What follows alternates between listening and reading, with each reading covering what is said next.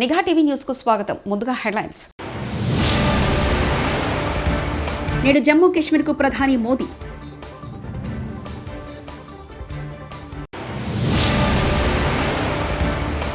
బాధితులను చూసి కన్నీటి పరితమైన మాజీ మంత్రులు హరీష్ రావు, సబితా ఇంద్రారెడ్డి.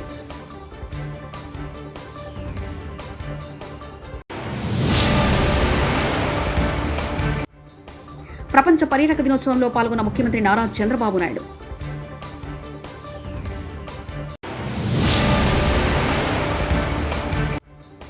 జగన్ను పులికేసుతో పోలిస్తూ అనిత సెటైర్.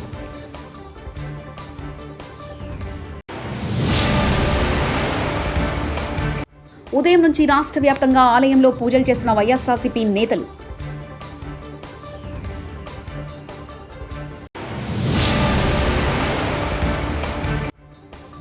మూసీ ప్రక్షాళన, లంగర్ హౌస్లో సర్వేను అడ్డుకున్న స్థానికులు.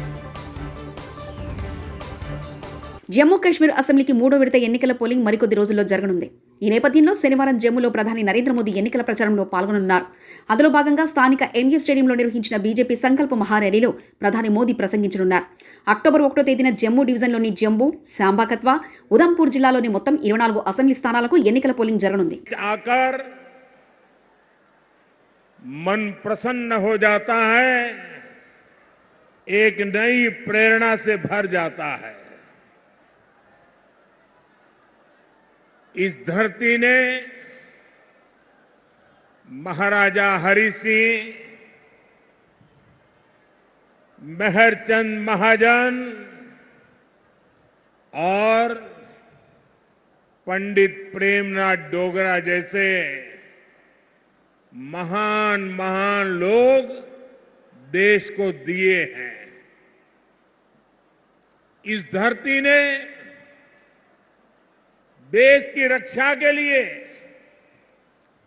खुद को न्योछावर कर देने वाली अनेक संतानें दी है. मैं महान विरासत की इस धरती को नमन करता हूं. आज शहीद वीर ఎన్నికల బాండ్ల పేరిట పలువురు పారిశ్రామికవేత్తలను కేంద్ర మంత్రి నిర్మలా సీతారామన్ బెదిరించి బీజేపీకి నిధులు వచ్చేలా చేశారని జనాధికార సంఘర్ష్ పరిషత్కు చెందిన ఆదర్శ్ అయ్యార్ గతంలో బెంగళూరు తిలక్ నగర్ ఠాణాలో ఫిర్యాదు చేసేందుకు వెళ్లారు. ఫిర్యాదు తీసుకోకపోవడంతో ఆయన న్యాయస్థానాన్ని ఆశ్రమించారు. దీనిపై విచారించిన న్యాయమూర్తి సంతోష్ గజానన హెగ్డే ఎఫ్ఐఆర్ నమోదు చేయాలని పోలీసులకు ఆదేశించి తదుపరి విచారణ అక్టోబర్ 10కి వాయిదా వేశారు. జమ్మూ కాశ్మీర్లో అసెంబ్లీ ఎన్నికలు 2 విడతలు జరిగాయి. మరో కొద్ది రోజుల్లో 3వ విడత పోలింగ్ జరగనుంది. అలాంటి వేళ జమ్మూ కాశ్మీర్ అంశాన్ని లక్ష్యంగా చేసుకుని పాకిస్తాన్ ప్రధానమంత్రి షెహబాజ్ షరీఫ్ చేసిన వ్యాఖ్యలపై భారత్ కాస్త ఘాటుగానే స్పందించింది. సీమాంతర ఉగ్రవాదానికి పాక్ మద్దతు కొనసాగిస్తుందని భారత్ స్పష్టం చేసింది. దీంతో అనివార్యంగా పరిణామాలను ఆహ్వానిస్తుందంటూ పాక్పై భారత్ ఆగ్రహం వ్యక్తం చేసింది. ఐక్యరాజ్య సమితిలో భారత్ ఫస్ట్ సెక్రటరీ భవికా మంగళానందన్ మాట్లాడుతూ ప్రపంచంలో ఉగ్రవాదానికి పాకిస్తాన్ దోహదకారి అని పేర్కొన్నారు. ఈ ఉగ్రవాదంలో ఈ దేశానికి చాలా చరిత్రే ఉందన్నారు. సీమాంతర ఉగ్రవాదం ఆ దేశ యొక్క విధానమని తెలిపారు. హైదరాబాద్ మహానగరంలో చెరువులు, నాలాలను ఆక్రమించి నిర్మించిన నిర్మాణాలపై హైడ్రా ఉక్కుపాదం మోపుతుంది. నగర వ్యాప్తంగా వేలాది ఇళ్లను ఇప్పటికే నేలమట్టం చేసింది. దీంతో లక్షలాది మంది బాధితులుగా మారారు. ఈ నేపథ్యంలో ప్రతిపక్ష బీఆర్ఎస్ పార్టీ అగ్రనేతలను కలిసి తమ గోడు చెప్పుకునేందుకు వారంతా శనివారం ఉదయం ఆ పార్టీ కేంద్ర కార్యాలయం తెలంగాణ భవన్ కు చేరుకున్నారు.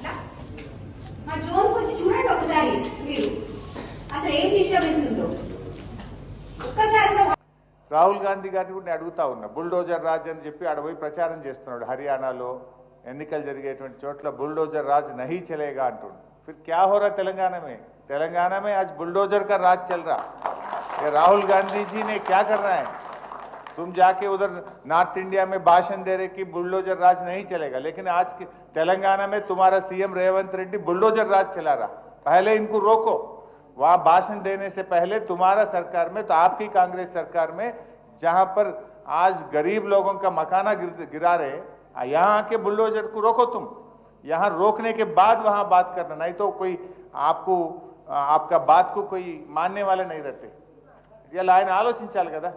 ఆయన పోయి దేశమంతా తిరిగి బుల్డోజర్ రాజ్యం నడవది అంటున్నాడు. మరి నీకు రేవంత్ రెడ్డి చేసే బుల్డోజర్ రాజ్యాన్ని ముందు ఆపాలనా వద్దా?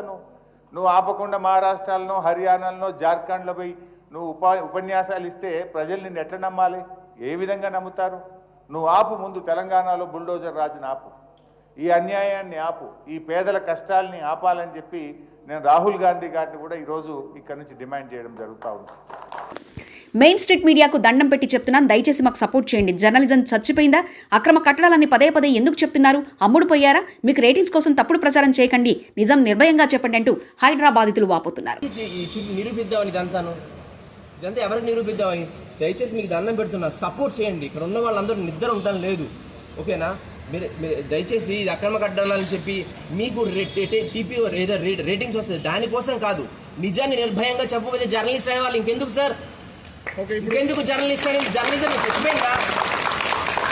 నిజాన్ని నిర్భయంగా చెప్పలేరా? అమ్ముడుపోయారండి మీ అందరూ అమ్ముడుపోయారా?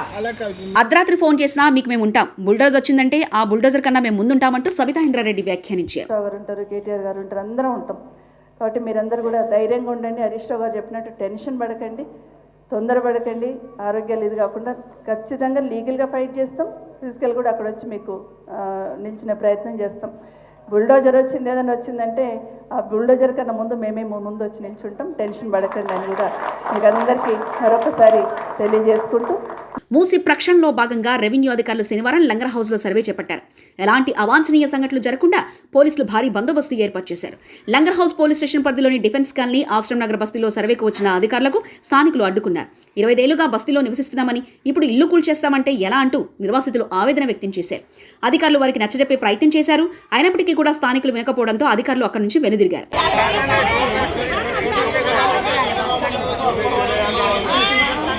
హైదరాబాద్ నగర శివార్ నార్సింగ్లో సినీ నటి సంయుక్త సందడి చేశారు. ఓ షాపింగ్ మాల్ ప్రారంభోత్సవ కార్యక్రమంలో ఆమె పాల్గొన్నారు. ఈ సందర్భంగా ఆమెను చూసేందుకు పెద్ద ఎత్తున అభిమానులు తరలివచ్చారు. సంయుక్త డాన్స్ చేస్తూ యువతలో జోష్ నింపారు.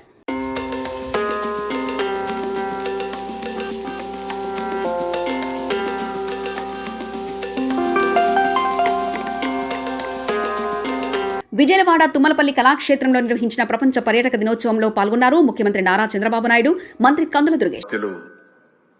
కందుల దుర్గేశం గారు, tourism development corporation chairman Balaji గారు, వేదిక పైనున్న గౌరవ శాసనసభ్యులు రామ్మోహన్ రావు గారు, వసంత కృష్ణప్రసాద్ గారు, సెక్రటరీ గారు, వేదిక పైనున్న అధికారులు, ఈ కార్యక్రమానికి ఇచ్చేసినటువంటి హోటల్ యజమానులందరికీ, అదే మాదిరిగా చాలామంది టూరిజం ఆపరేటర్స్ వచ్చారు.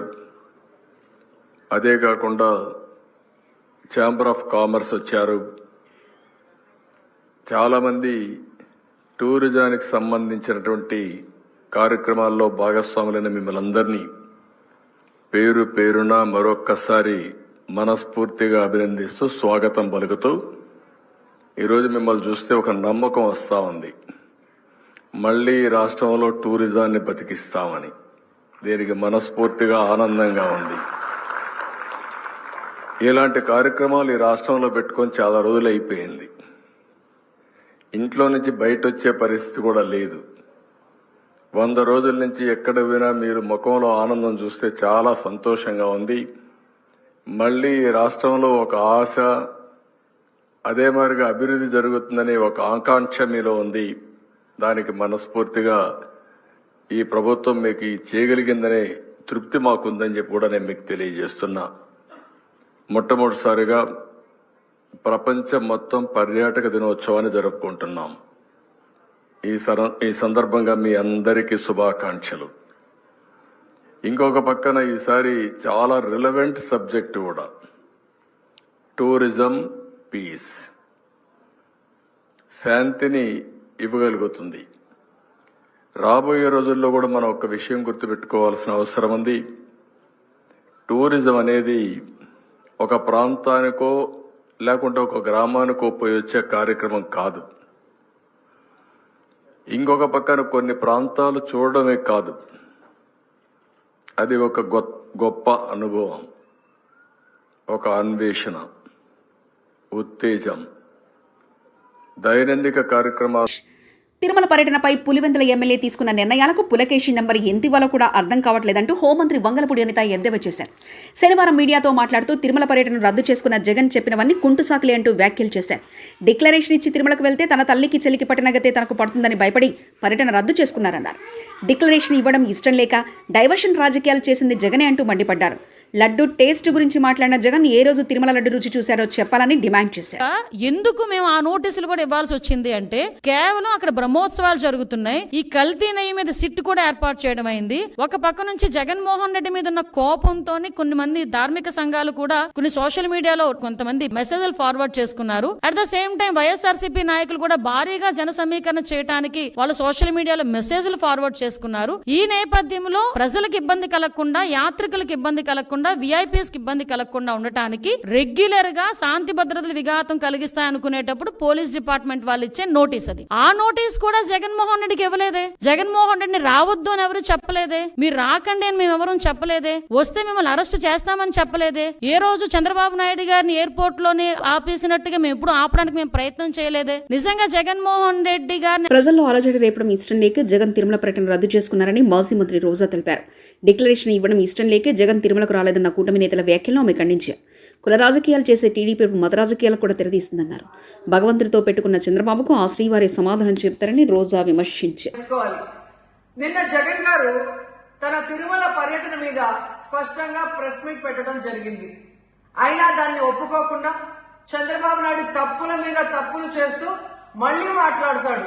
జగన్మోహన్ రెడ్డి గారు తిరుమల రావడానికి భయపడుతున్నాడు, డిక్లరేషన్ ఇవ్వబడుతుంది కాబట్టి ఎస్కేప్ అవుతున్నాడు అని చెప్పి సూటిగా చంద్రబాబు నాయుడు గారికి చెప్తున్నా.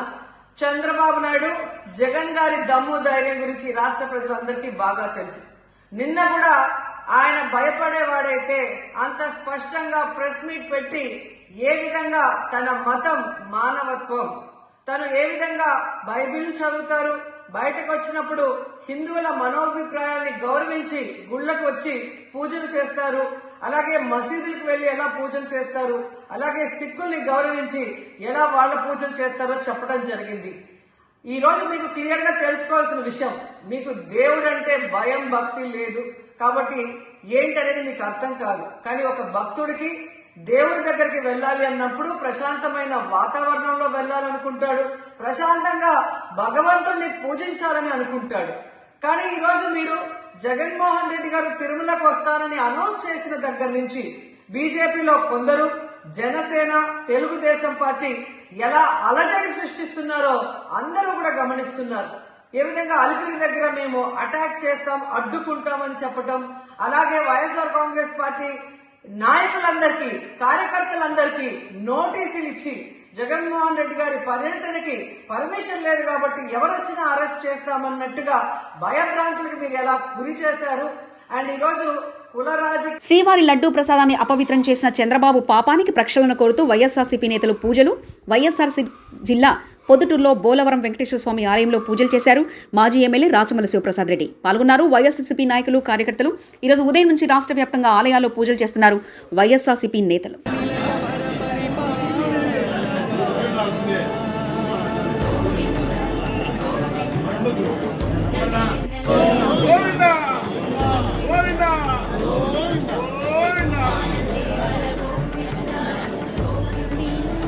కన్నీళ్లు పెట్టిస్తున్న హైదరాబాదితుల కష్టాలు వింటే కంటి మీద కునుకు ఉండట్లేదు. ఎవరికి చెప్పుకోవాలో మాకు అర్థం కావట్లేదు. పైసా పైసా కూడబెట్టి కట్టుకున్నాం.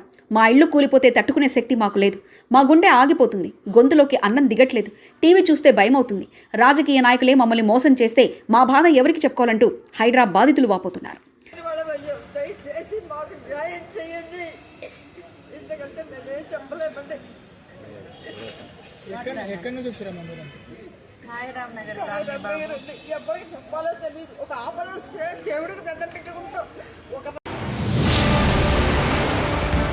నేడు జమ్మూ కాశ్మీర్కు ప్రధాని మోదీ.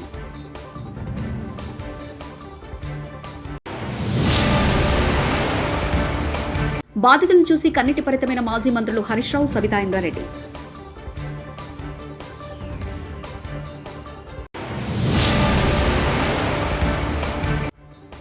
ప్రపంచ పర్యాటక దినోత్సవంలో పాల్గొన్న ముఖ్యమంత్రి నారా చంద్రబాబు నాయుడు.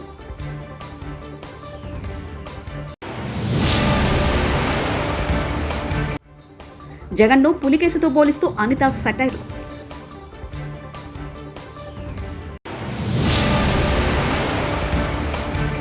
ఉదయం నుంచి రాష్ట్ర వ్యాప్తంగా ఆలయంలో పూజలు చేస్తున్న వైఎస్ఆర్సీపీ నేతలు.